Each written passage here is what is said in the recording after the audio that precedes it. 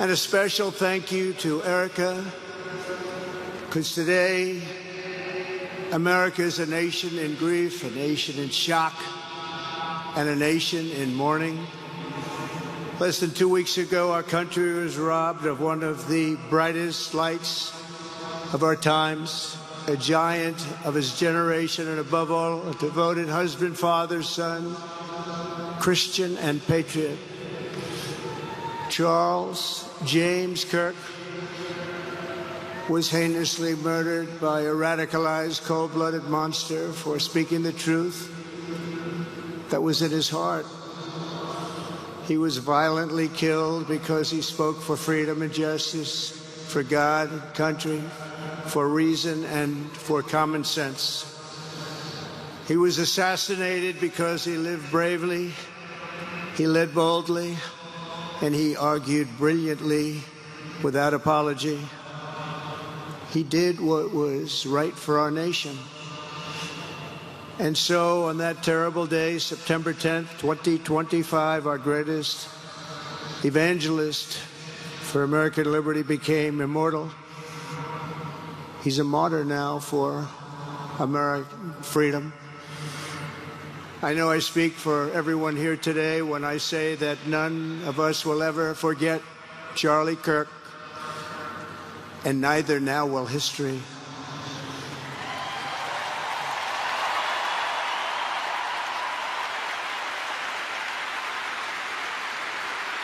Because while Charlie has been reunited with his Creator in heaven, his voice on earth will echo through the generations, and his name will live forever in the eternal chronicle of America's greatest patriots. He will live forever. To Charlie's incredible and beautiful widow, Erica, we know the weight of this monumental loss is almost unbearable. But even in the midst of heartache and pain too great to even fathom, you have somehow found the strength and deep faith to be a comfort to millions and millions of people. And thank you very much, Erica. Thank you very much.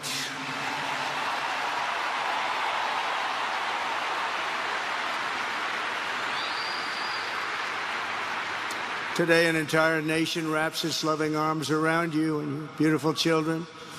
We share in your immense and overwhelming sorrow, and we vow that we will do everything we can to ensure that your children grow up in a land where their father is honored and revered as a great American hero. That's what he is.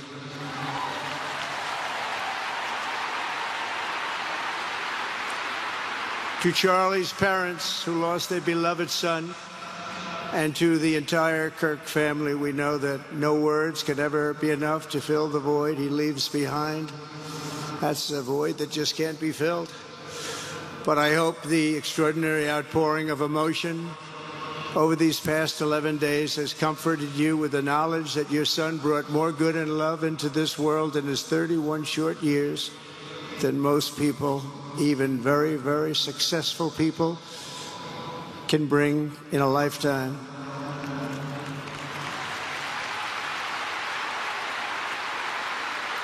Charlie Kirk loved America with everything he had, and as we can see so clearly today, America loved Charlie Kirk.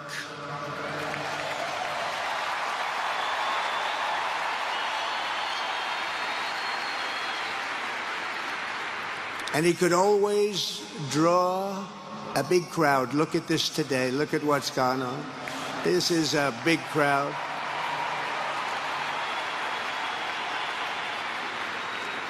Here today we have the Vice President of the United States, J.D. Vance.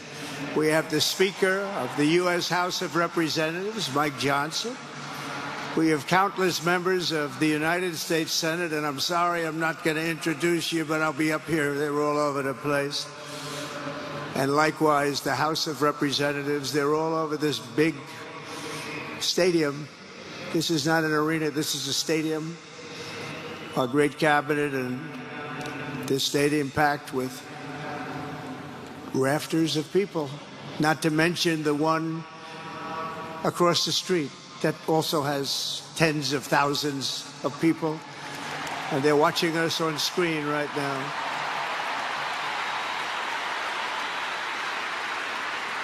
And I'm sorry we couldn't get you in. If anybody would like to give up your seat, please walk across this track. But this is like an old-time revival, isn't it? An old-time revival.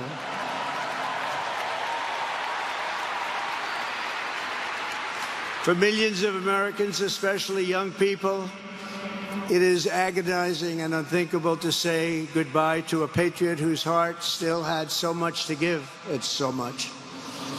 Raised in the suburbs of Chicago, Charlie was filled with a patriotic spirit from his youth, and he was an all-American in everything he did. And one of the last things he said to me is, "Please, sir, save Chicago."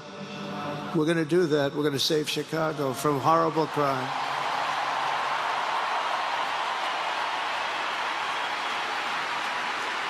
In high school, he was the quarterback of the football team and the captain of the basketball team. He was a good athlete. A lot of people don't know that about Charlie. He was an Eagle Scout who spent his school lunch breaks listening to another champion for liberty, somebody that he greatly admired, Rush Limbaugh.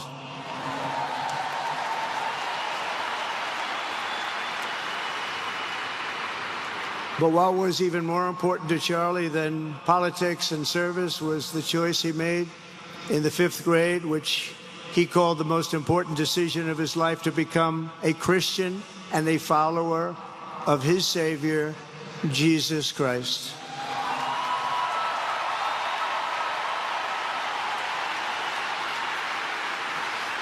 Inspired by faith and his love of freedom, Charlie did something remarkable when he was just 18 years old.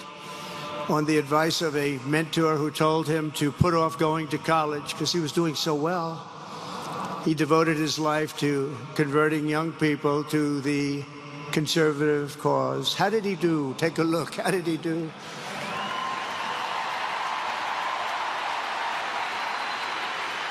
In 2012, 2 days after graduating high school, and with just $1,800 in his pocket, the young man from Illinois, who no one had ever heard of, started an organization whose grand ambitions were captured in its name, Turning Point USA. Great name.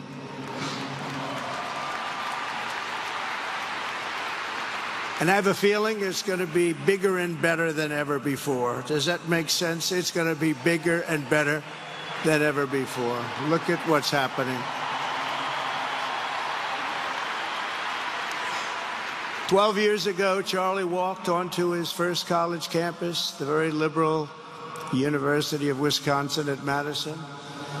He set up a card table and put up a sign with 3 words: "Big government sucks." Could you believe that? That's Charlie.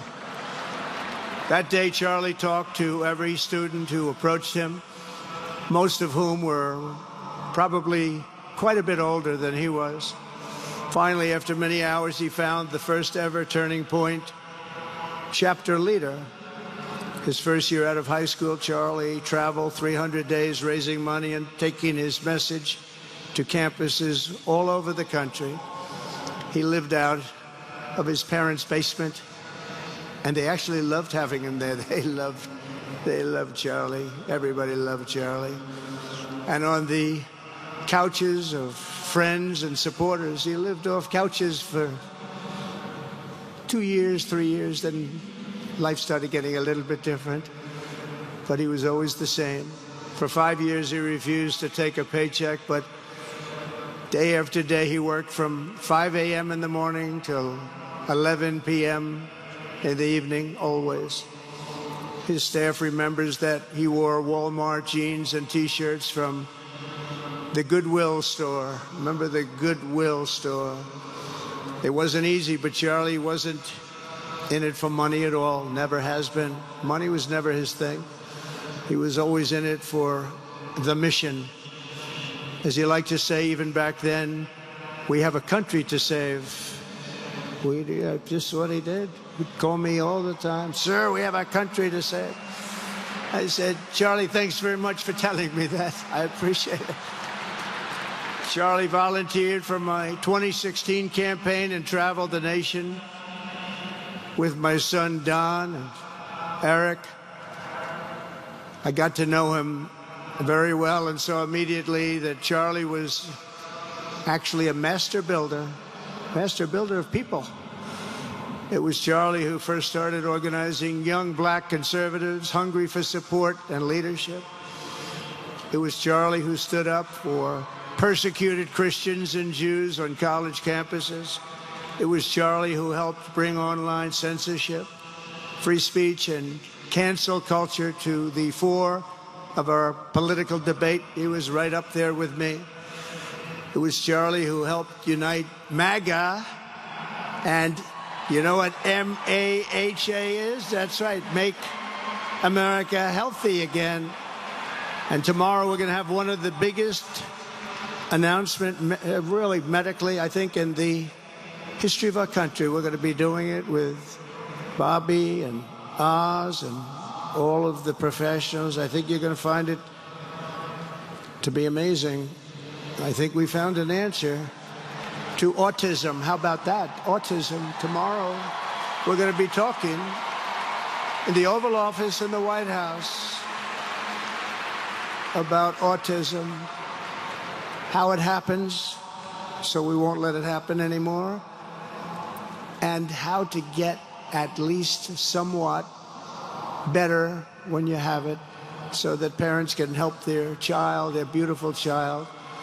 That's a big one. I've been bugging everybody over there, get the answer to that.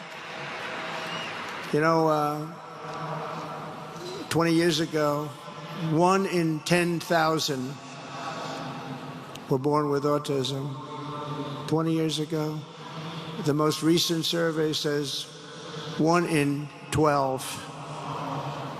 How bad is that? That's for young boys, baby boys, but also girls, a little bit better. It's about 1 in 20. But we can't, because obviously there was something really wrong, and we think we know what that is. It's going to be, I think it's going to be one of the most important news conferences I'll ever have, and I look so forward to it.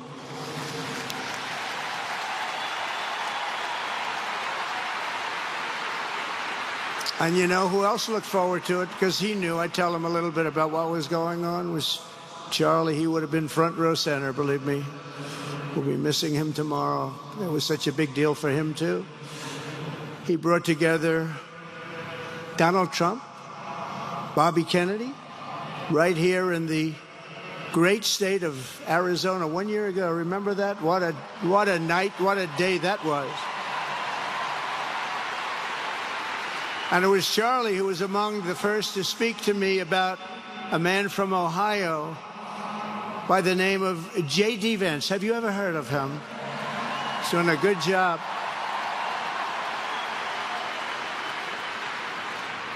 But Charlie would often call me, sometimes the night before a big event, the other side of the country. And he'd ask me, he'd say, do you think you could come and speak at the event? The following day, right? I'd say, Charlie, give me a break. I'm the President of the United States. You want me to travel 4 hours by plane? And you know, sometimes I did it. He was a very good guy. He was a very convincing guy. He didn't stop, but he would ask for things like that. Sir, could you be tomorrow in California? I said, Charlie, give me a break, please. He just wouldn't stop. And he succeeded.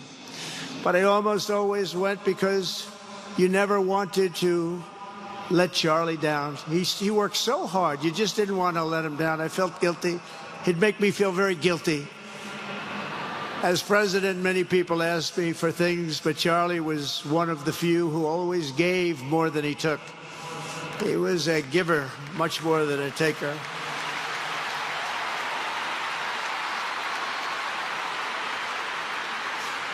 And no matter how big Charlie became, no one was too small for him to notice. He was good to everybody. Didn't matter.